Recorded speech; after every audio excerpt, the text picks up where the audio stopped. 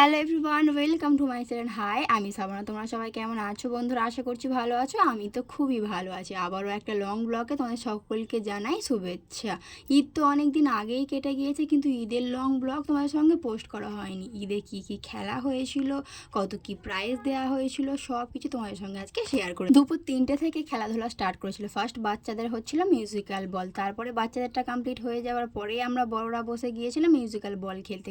খেলতেই আবার সন্ধ্যা হয়ে গেল। এদিকে আমার হাজব্যান্ডও এসে গিয়েছে। সবার ফার্স্ট আমি খেলতে শুরু করে দিলাম মোমবাতি জ্বালানো।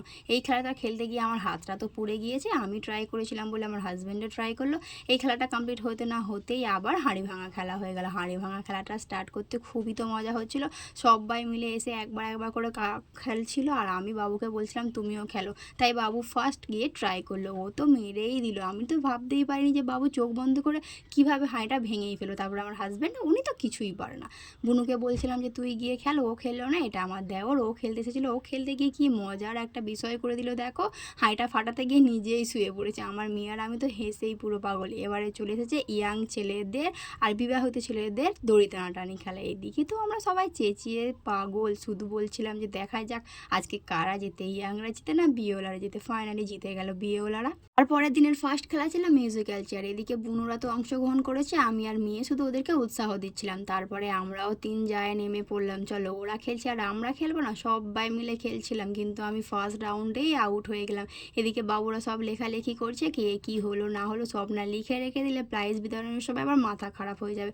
এদিকে অনেক ছেলেরা চলে গিয়েছিল প্রাইজ আনতে। কত প্রাইজ এনেছে দেখো, ওরা ওদের সামর্থ্য মতো অনেক প্রাইজ এনেছে। সবচেয়ে মজার খেলা হচ্ছে যেমন খুশি তেমন সাজা।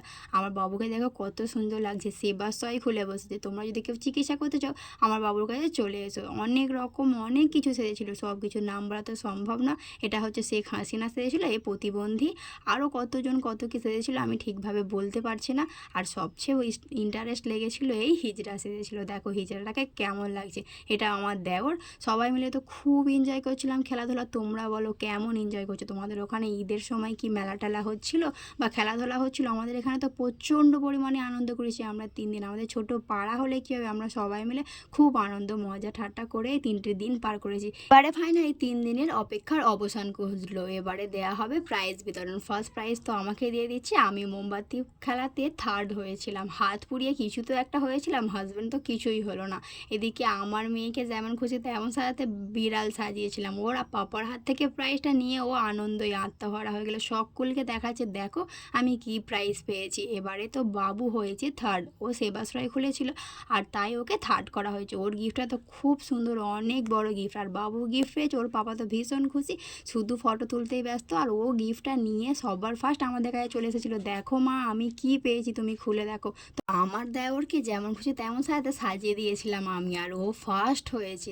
ও ফার্স্ট হতে আমরা সবাই তো চিৎকার করেই পাগল, কারণ সত্যি ভাবিনি যে ও ফার্স্ট হবে। এত সুন্দর অ্যাক্টিং করেছিল তোমাদেরকে বলে বোঝাতে পারবো না। ভিডিও ভালো লাইক কমেন্ট শেয়ার করো, আমার পাশে থেকো। সবাই ভালো থেকো, বাই বাই।